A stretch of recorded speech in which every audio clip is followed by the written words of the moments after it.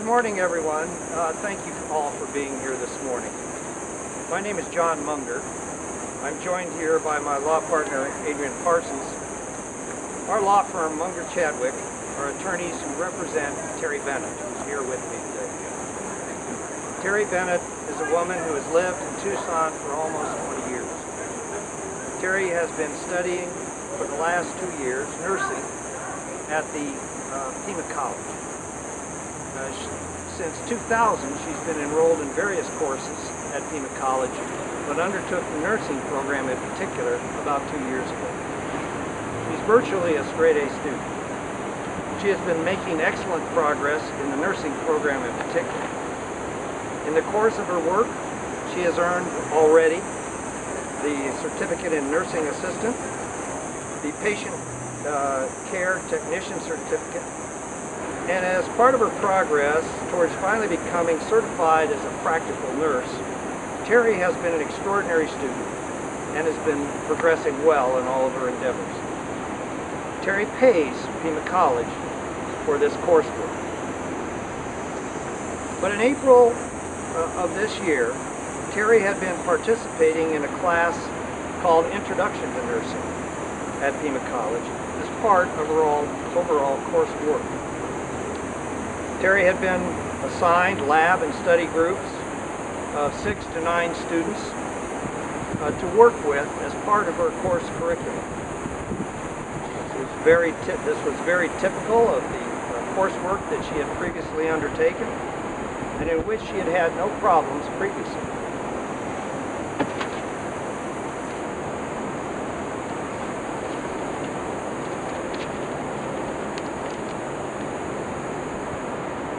However, in this instance, many of the students in the course and in her study and lab groups began to insist on conducting the study groups in a language other than English. Terry, frankly, does not speak any language but English. She believes the other students were speaking in Spanish, but frankly, the exact language that the students were speaking is not relevant to Terry. Regardless of the language being spoken, she could not understand it. As the course proceeded, Terry began to be frustrated. She was frustrated that she was not able to participate in her study groups and labs as part of her coursework. Increasingly, this impeded her ability to learn and to gain knowledge, which she was paying to obtain at Pima College. Likewise, during the coursework, students sitting in front of her or around her in class were repeatedly discussing back and forth in a foreign language, I think was Spanish, the instructor's lectures and discussing those lectures. Terry found that this was extremely disruptive to her, not only for the noise, but because of the interruption in a foreign language. It affected negatively Terry's ability to concentrate and learn in her nursing curriculum. Now, in an effort to rectify this problem, Terry did exactly what any responsible person would do. She followed the protocols for addressing problems at Pima College by asking for an appointment with the director of the nursing program, Mr. Kutzler. She asked him to discuss these issues, hopefully in a rational and fair way. However, when Terry did meet with Mr. Kutzler, who is the head of the nursing program, and explained her problem, she was immediately attacked by Mr. Kutzler. She explained that she believed that her education was being impeded by the constant disruption of the class by students speaking a language other than English, and that she was unable to participate in the labs and study groups because she did not understand the language that was being spoken in those study groups and labs. She asked that the administration help to solve this problem and to have English spoken in the study groups and labs and in the classroom so that she could understand what was being said and so that she could participate as a full-time student in the programs that she was paying for at Pima College. But the result of this reasonable request was outrageous. Instead of listening to Terry's legitimate concerns, the administrator proceeded to call Terry a racist and a bigot. He told her that she needed to quit complaining or she would never get a job. After several minutes of these outrageous allegations, accusations, and attacks, and completely surprised and offended at these attacks, Terry finally broke down in tears and had to leave the room. But she didn't give up then. Terry tried again to resolve this problem in a reasonable and rational way by going to a higher level in administration. Specifically, Terry went to Vice President Ann Parker at the college. Again, however, instead of attempting to resolve the problem, Vice President Parker told Terry that Terry, was now going to be investigated. Worse, Ann Parker told Terry that Terry had to prove that Terry was not a racist by making these allegations, and specifically that she had to go gather letters from her friends to prove that she was not a racist. The upshot was that within about 2 weeks of stating her concerns that her education was being impeded by the constant speaking of Spanish or foreign languages study groups and in class, Terry was expelled from Pima College and the nursing program for the remainder of this year. Indeed, she was not just asked to leave, but she was in fact physically confronted by 6 armed police officers when she arrived on campus on April 22nd. At that time, and in front of the public and in front of her classmates and peers, she was handed her suspension papers and ordered to leave the campus under threat of armed force. Immediately thereafter, Terry's classmates were told that Pima College had to suspend her, implying strongly that Terry had done something wrong. Further, Terry has learned that Pima College has caused Terry's federal financial aid to be terminated, thus ending any opportunity Terry may have to obtain further education from the federal government. At this point, Terry's academic record has been ruined, and all of her efforts over the years to become a practical nurse have been destroyed. There is no other program available to her in Pima County, and likely, with the outrageous allegations of racism on her record, she will probably never be able to achieve her goals. She has been defamed and put in a false light for the rest of her life, all because she asked, through proper protocol, mind you, that the classes be conducted in English, the only language she understands. In undertaking these outrageous acts against Terry, Pima College has violated the law in many ways. First, Pima College has violated Article 28 of the Arizona Constitution, which states that English is the official language of the state. This, incidentally, is a provision that exists in 31 states across the country. It is not unique to Arizona. This provision requires that all state institutions, including Pima College, quote, preserve, protect, and enhance the role of the English language. Article 28 also expressly prohibits Pima College from penalizing Terry or any other person from using English. Yet this is exactly what Pima College has done. They have punished Terry for trying to enforce her right to have courses taught in English so that she can understand them. They have discriminated against her because she speaks only English, and they have harassed her and retaliated against her for seeking enforcement of her rights.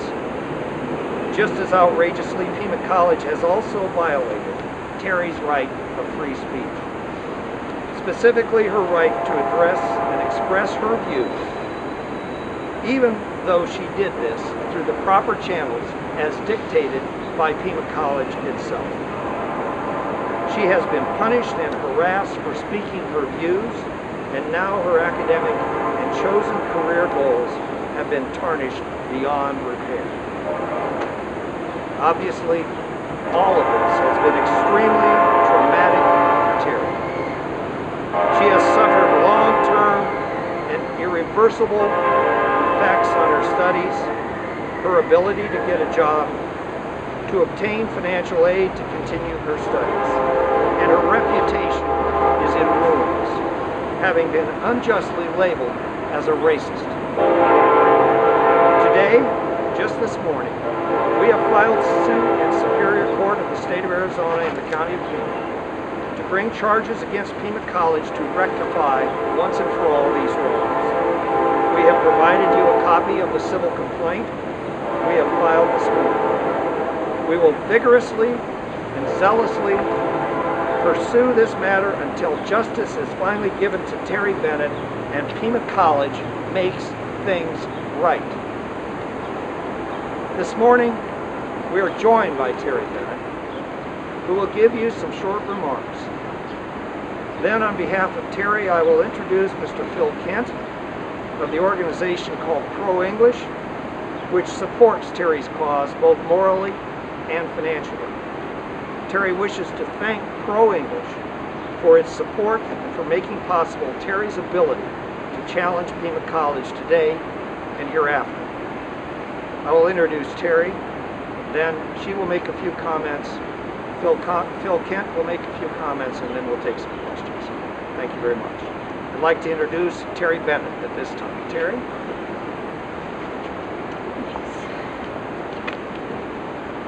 I'd like to thank you for listening to me and my story today. I want you to know that Pima Community College has traumatized me, and I went by all of their protocols in giving my grievance to the school, and instead of helping me and accommodating me, they decided to retaliate against me for my opinions and harass me. I just want Pima to make this right. I want to become a nurse, and I want to thank Mr. Munger, Ms. Parsons, and Pro English for allowing me to do so, to make things right and to give me my rights. Thank you. Thank you, Terry. At this time, I'd also like to introduce Mr. Phil Kent, who is a member of the Board of Directors of Pro English. We appreciate Phil coming here to give us moral and financial support. So at this time, Phil Kent. Phil, thank you.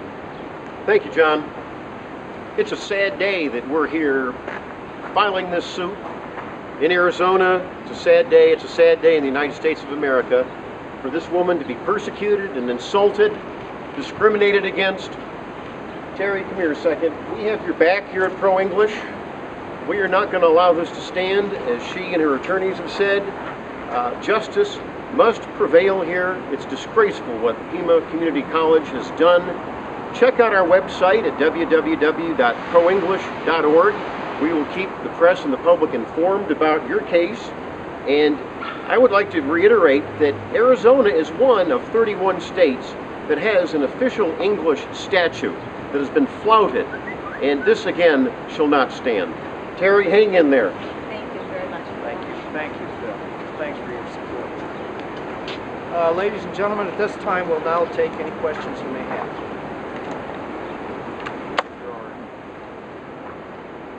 What are you guys seeking out of the case? What are you seeking? Well, the case has initially been filed in 3 parts, 2 of which have been filed. First, we filed an appeal from the decision of Pima College, which is an administrative type appeal, just seeking reversal of its decisions. But a mere reversal is not enough. It will leave her record tainted and leave her defamed for life. The second thing that we have done is we have filed suit this morning seeking what's called non-monetary relief in court. Non-monetary relief means just what it says, relief other than monetary damages. We are required by law to give, before seeking monetary damages, to first send a claim letter to the state of Arizona and Pima College demanding settlement of this matter, seeking settlement and financial resolution. We have to give them 60 days to respond. At the end of 60 days, if they have not responded and if this case is not settled, we will immediately move to amend our complaint to seek monetary damages in addition to the non-monetary damages that we've already sought beginning today. In the appeal and in the suit you filed today, it mostly focuses on the actions of, in the classroom, the actions of students. What language were the teachers teaching in, Terry? The teachers, as far as I can tell, and I'll have to get into further detail, don't hold me to this. I think they were speaking English, but you need to understand that a large portion of these classes, a very, very significant portion of these classes consisted of study groups, labs, and clinicals, all separately. These students were assigned into these study groups and having to do their study groups as one part, their labs as another part, their clinicals as a third part, is a very large part of the program, as much as 50% or more. So that's a huge part of the problem. If we're going to have students learning through study groups, labs, and clinicals in groups, then they need to be taught in English. These study groups, labs, and clinicals are not a separate part of the program. They are an integrated part of the overall coursework. They are part of the teaching program. And in that context, the teaching program has not been taught in English, and it needs to be taught in English. And in an area where a significant number of people are Spanish speakers, wouldn't it be tough to be a nurse without having some facility in Spanish? Well, that's a different issue. That's an issue for the employers, where Terry works and under what circumstances she works. And it belies the issue that Terry has a constitutional right to be taught in Spanish, or in English, excuse me. She has a constitutional right to be taught in English. People can make all the excuses they want why she ought to know Spanish. And I submit to you, maybe someday she'll learn Spanish. But Terry has a right to be taught in English, to learn in English. And whether or not it would be better for her to know Spanish is irrelevant, frankly. It's not an excuse to have Terry's constitutional rights of freedom of speech and the right to be taught in English violated, to say that maybe she should learn Spanish. It's not an excuse. Wouldn't those other students have a freedom of speech right to speak They Spanish have a freedom in of class? speech right, and nobody's challenging those freedom of speech rights.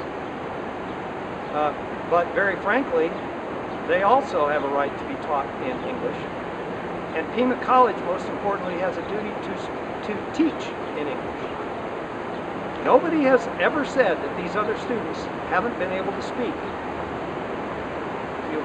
If you want to look at what this lawsuit is about, this lawsuit is about Terry's right of freedom of speech to express her views through the proper protocols at Pima College, as dictated by Pima College, which she did, and for which she was attacked, harassed, and retaliated against.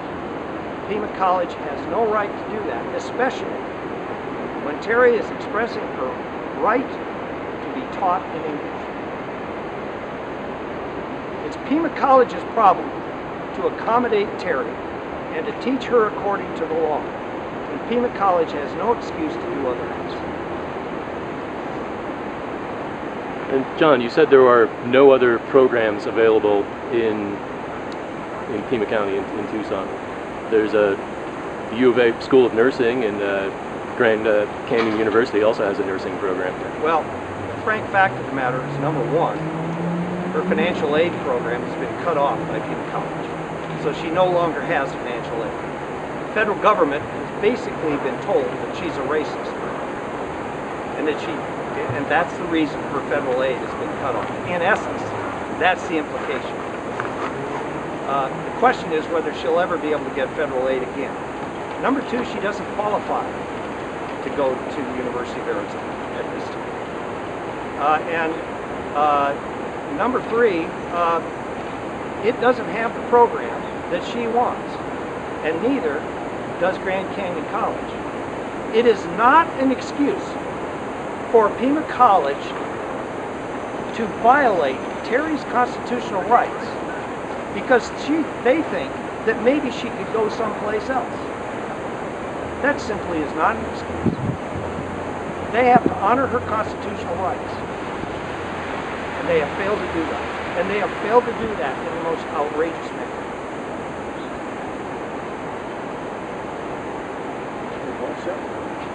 Thank you, ladies and gentlemen. We appreciate your coming this morning.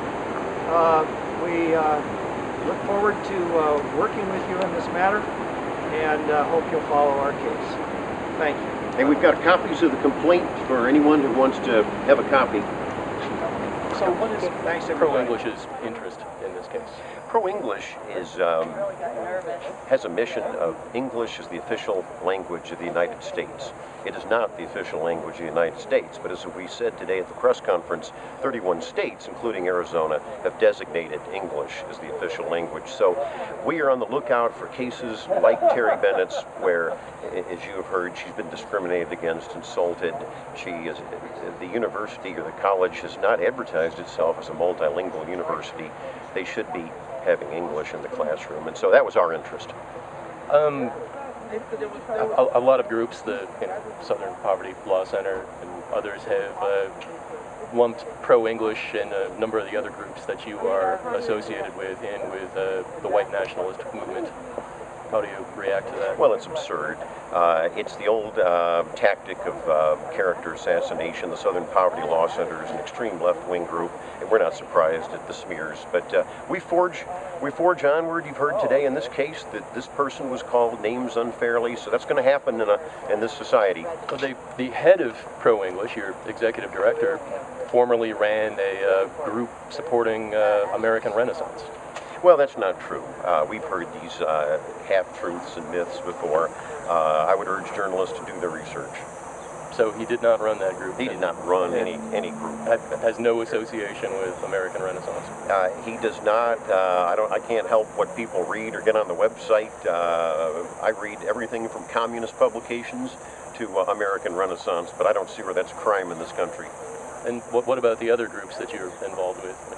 I actually am proudly involved with a group called Americans for Immigration Control. It has its friends, it has its enemies. That's politics in America. I'd like to say two things. One, Terry just informed me, and you asked the question, there is no practical nurse program at U of A. So it just isn't available to her. I'm glad to know that, Terry. On the point of financial aid, if she's not in school, she's not eligible for financial aid. Yeah, but is she going to be able to get financial aid in the future, having been labeled as a racist? How would anybody's political beliefs have anything to do with being eligible for financial aid? Well, it does. Couldn't one get financial aid if you were a communist or a Nazi? I don't know. I don't know. Is that possible? I don't know.